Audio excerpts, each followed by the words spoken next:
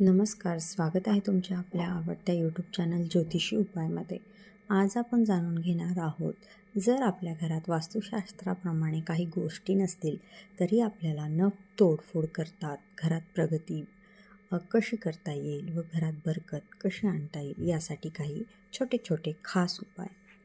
जर तुमचे मुख्य दरवाजा योग्य दिशेला नसेल तर तुम्ही मुख्य दरवाजावर 3 मोरपीस लावू शकता बाहेरच्या बाजूने.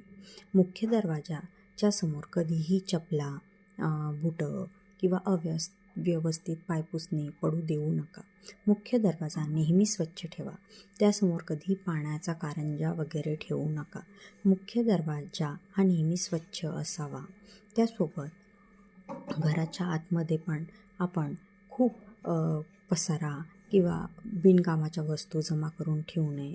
घरात खूप अशा न लागणाऱ्या चप्पल, बुटं हे पण न ठेवता कामापुरतेच असावे. जे सामान आहे ते एकदम योग्य जागेवर नीटनेटके ठेवलेले असावे. तुमचे बाथरूम हे नेहमी स्वच्छ असावे. नळ हे न गळणारे असावे. मंदिरात देवाच्या कमीत कमी मूर्ती ठेवा व त्या योग्य प्रकारे स्वच्छ करून ठेवा. त्यासोबत तुम्ही स्वयंपाकघरातही तुटले फुटलेली भांडी किंवा न लागणारी अशी खूप भांडी जमा करून ठेवू नका. अशा छोट्या छोट्या गोष्टी जर तुम्ही घरात बदल करून घेतले तर तुम्हाला बरकत ही नक्कीच जाणवेल. त्याचप्रमाणे गरज नसेल तर जास्त सामानही ठेवू नका, कारण की जास्त सामान ठेवल्यानेही घरातली जागा जी आहे ती कमी तर होतेच, पण त्यासोबत आपल्याला स्वच्छता करायलाही अडचण जाते.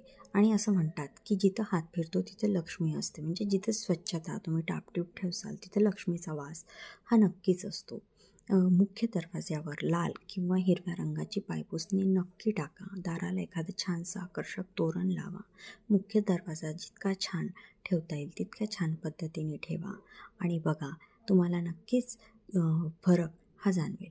व्हिडिओ आवडला असेल लाईक करा, शेअर करा आणि चॅनलला सबस्क्राईब करा. धन्यवाद.